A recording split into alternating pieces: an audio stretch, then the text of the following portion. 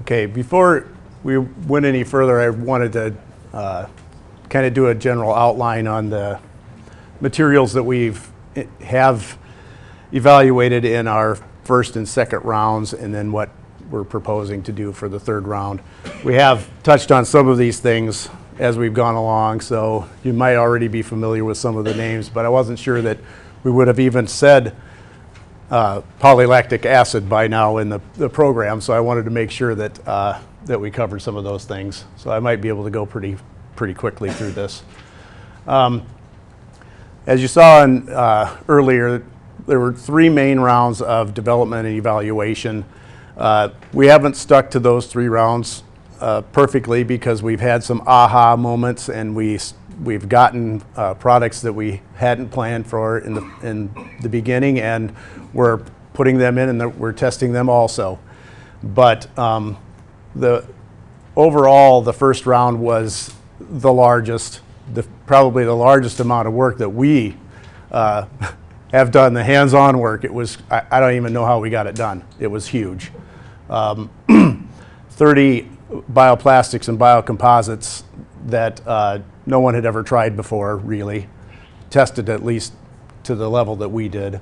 And 20 of those were injection molded bioplastics or composites, and 10 were commercially available fiber containers that we coated with bioplastics that no one had coated them with before. There were 3 main categories of those bioplastics and composites to begin with. The soy-based, we had 10 container types. 8 of them were what we called high percentage soy. So it was mainly a mixture of soy protein isolate and soy flour. And the 2 of these here were like the number 1 container back there, which is a 50-50 blend of soy and PLA.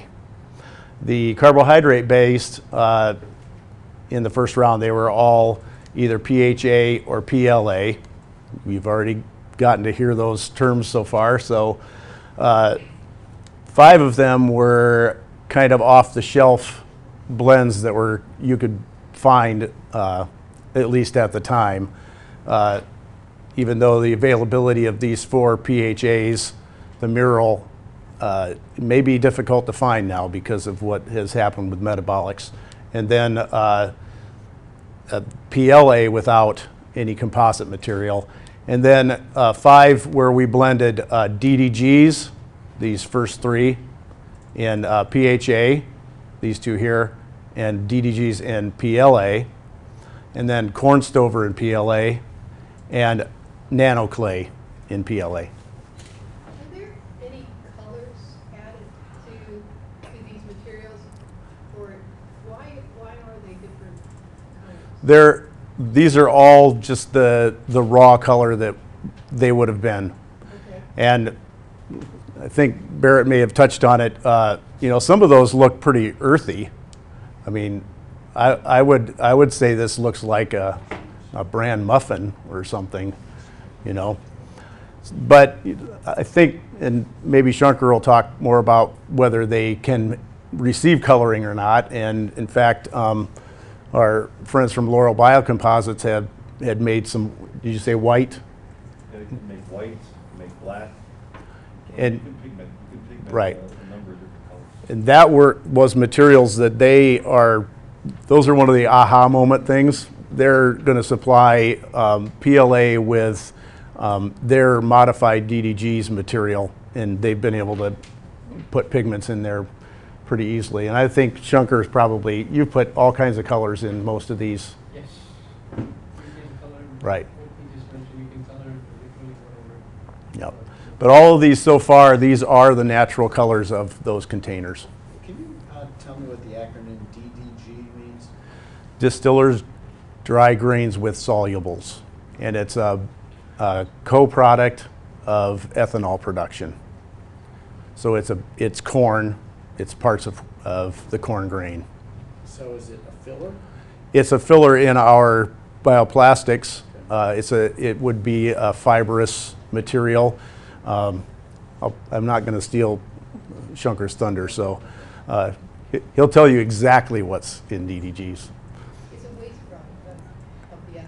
It's, I would say, byproduct because it can be used as animal feed. It's currently used as cattle feed. Otherwise, they don't have much use for it. When we started using it, it was selling for $120 a ton, and now it's gone up by like 160, 180. Which is still only 8 cents a pound, even now, for unmodified. You modify it, of course, the price goes up some. I was going to ask, what, as it relates to odor during the manufacturing and post-manufacture? If it's of any benefit, it smells a little bit like Popcorn. We probably had a few that weren't pleasant, but most of them actually are quite pleasant. With the DDGs, yeah, we did not have any bad odors, and with the store, it was more from, like the molders just came and said, hey, it smells like popcorn. Everyone said, oh, it's snack time. The chicken feathers did not smell like. It's more like burning hair. Yeah. Yep. So along with those, the 20 injection molded types, well, I should mention a little bit more about that high percentage soy. The fertilizer release was excessive, probably for any plant. But when we buried those in the ground under the plants, we saw some amazing things. But you can't grow a plant in it to begin with. But the fertilizer effect in the landscape was excellent. We're not getting any statistical difference at this point for putting the soy PLA containers in the soil, unfortunately. It gets to use that at a good level for producing plants in the greenhouse, and by the time you get it into the soil, it's probably too weak to make much of a difference. 10, I think it might have been 11, of the commercially available fiber containers with one of 4 bioplastic coatings. The best, I mean, you're only seeing the polyurethane because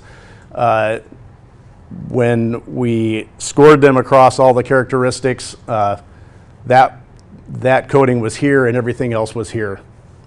And mainly because the biggest thing was the solvent for the organic, the ones that needed organic solvents. The performance of some of those others, the PLA coating, the polyamide coating, was actually quite good. But when you have to use that solvent to coat that container, it's cost prohibitive, and the safety issues, it's not going to happen. The polyurethane is water-based, and it's available. You can buy it in huge quantities if you want. So it's totally available. Anyone could start producing the polyurethane coated fiber containers right now. Heidi? I think it's interesting that the colors of the fiber pots, they don't come in colors. We're talking about putting colors in the bioplastic pots. Do you think, I'm just asking hypothetically, if, a consumer is going to just disregard it, something that's colored, because probably is it too natural? That's something I've wondered also, and we've done some very small scale rating by just whoever we can come across. Could you rate these for us? And honestly, I think it was kind of strange because there was a high percentage of people that picked this as their first choice, this polyurethane coated paper fiber container, but there was also a high number that picked these, the nice brown containers that actually produce a fertilizer effect and promote root morphology. So we made sure that we did the ratings before we really told them any of the qualities. But then again, that's a small sample. I just wanted to put down the names of the places where we obtained the materials. And for these 4 types that I'm going to show you, these were the only places that we purchased those materials from or had them donated from. So for PLA, all of the PLA is this NGO brand from NatureWorks. All of the PHA is this Mineral from Metabolics, and the polyamide Unires from Arizona Chemical. And the polyurethane, this model here, castor oil-based polyurethane from Aberdeen Bowley. I'm just going to quickly go through the main conclusions from the first round. It was quite enlightening, really, and I don't have any qualms about making these as statements that I believe are as true as possible. You know, they're based on statistics. We saw them more than once. These are the results of that screening round. Injection molded bioplastics function as well as or better than petroleum plastic for crop containers. Not all of them, but many of them. And Kenny's going to be showing you how well some of these grow plants, and we're seeing some really amazing things. Many of the bioplastics and biocomposites degrade in the soil under normal landscape conditions. Now this, I guess I have to slow down a little bit on that one because they don't all degrade completely. They don't all degrade at a rate that we would like them to. When I said that we've accomplished a container that works as well as petroleum plastic and then degrades in the landscape, I'm talking about within 2 seasons. So what Heidi shared about her survey, the people that don't want to see that the next year, we haven't really found that yet. The high percentage soy would do that, but it doesn't last long enough to grow the plant in. There's going to need to be a somewhat of a balancing act if that's what we want to accomplish. People would need to be educated enough to know that, yes, that's still there. You can tell that it's degraded quite a bit, but it's not going to be gone after the first season, except for maybe in places that stay warmer than Iowa and Nevada. And maybe next round we'll make sure we get some of those materials down south and see what they do there, because you know the practices might actually be different in different environments. Soy-based bioplastics release nitrogen and produce a fertilizer effect. They also improve root morphology. This fertilizer effect with that 50-50 soy container, we've seen it benefit the plant when you provide that plant and container with a normal fertilizer amount. So it still outperforms the control even when they both have the same amount of fertilizer. And we've seen the ability to produce the same quality plant with much lower fertilizer using that soy-based plastics. And Kenny's going to show you a lot about that. I have one slide here in a minute. Soy-based polymers must be blended with another biopolymer to improve durability and control the fertilizer effect. Here's just one slide I'm going to show you. Both of these plants were provided with the same amount of fertilizer. The one on the left in the PLA soy blend, much larger, greener. Here are the one in the control. I mean, we could argue about this being what the one in the control actually wanted, but they were given the same. Even though this plant was smaller, we already had root circling in that pot within 6 weeks. Here's the larger plant, larger root system, but look at the fibrous root development there. All of these numerous points where these roots could start going into the soil for improved transplant establishment. 3 more conclusions. Adding bio-based fibers improves processability, function, and degradation of injection molded bioplastics and decreases the cost. All 3 of these benefits for every one of our injection molded materials that we've tried so far. So unless I'm wrong, and Shunker will correct me, every one of the base resins was easier to injection mold when we put DDGs or corn stover in them. Coating fiber containers with bioplastics improves water use efficiency and improves their function to resemble that of petroleum plastics. We'll have a paper coming out.